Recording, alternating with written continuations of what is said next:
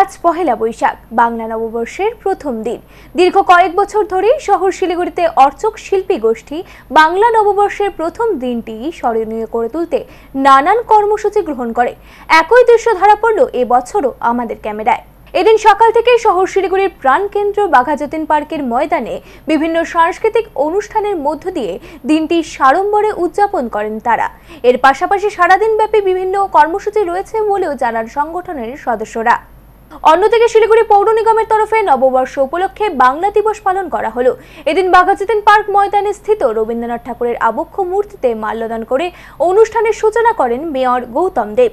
এ বিষয়ে মেয়র গৌতম দেব জানান, বিভিন্ন অনুষ্ঠানের মধ্য দিয়ে আজ নববর্ষ উপলক্ষে বাংলা দিবস পালনের কর্মসূচির সূচনা করা হলো।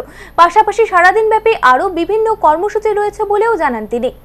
ছাত্রছাত্রী, বিভিন্ন স্তরের বিভিন্ন সাংস্কৃতিক কর্মী, শিলিগুড়ির মানুষজন তারা সবাই অংশগ্রহণ করেছে। এরপর আমরা মঙ্গল শোভাযাত্রা করব বাঘাযতীন পার্ক থেকে সূর্য সেন পার্ক।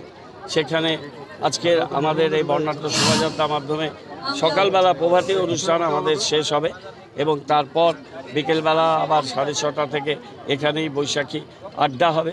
এর মধ্যে খেলাধুলোর বার পুজোও আছে পৌর নিগমে। এই প্রোগ্রামগুলো আজকে আমরা পুরসভা থেকে করব। অন্যদিকে এদিন রঞ্জন সরকার সংবাদ মাধ্যমের মুখোমুখি হয়ে শহরবাসীকে নববর্ষের শুভেচ্ছা জ্ঞাপন করেন। দেখুন, এটা বাংলার নববর্ষ 1432। এই নতুন বর্ষ সকলের জন্য সুখ, সমৃদ্ধি, শান্তি নিয়ে আসুক। নতুন বর্ষ সকলের ভালো কাটুক, এটাই আজকের দিনের সকলের জন্য কামনা রইল। এদিনের এই কর্মসূচিতে মেয়র ও ডেপুটি মেয়রের পাশাপাশি উপস্থিত ছিলেন চেয়ারম্যান প্রতুল চক্রবর্তী সহ বিশিষ্ট ব্যক্তিত্বরা। বর্ণাঢ্য প্রভাত ফেরির মধ্য দিয়ে বাংলা নববর্ষ পালন করা হলো মালদায়।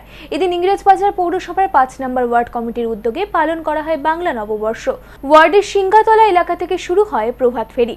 প্রভাত ফেরিতে পা মেলান ইংরেজবাজার পৌরসভার chairman Krishnendu Narayan Chowdhury, vice chairman Sumala Agarwal, ward councillor Sumita Banerjee, প্রাক্তন কাউন্সিলর রমা প্রসাদ ব্যানার্জি সহ অন্যান্য ওয়ার্ড কমিটির সদস্যরা।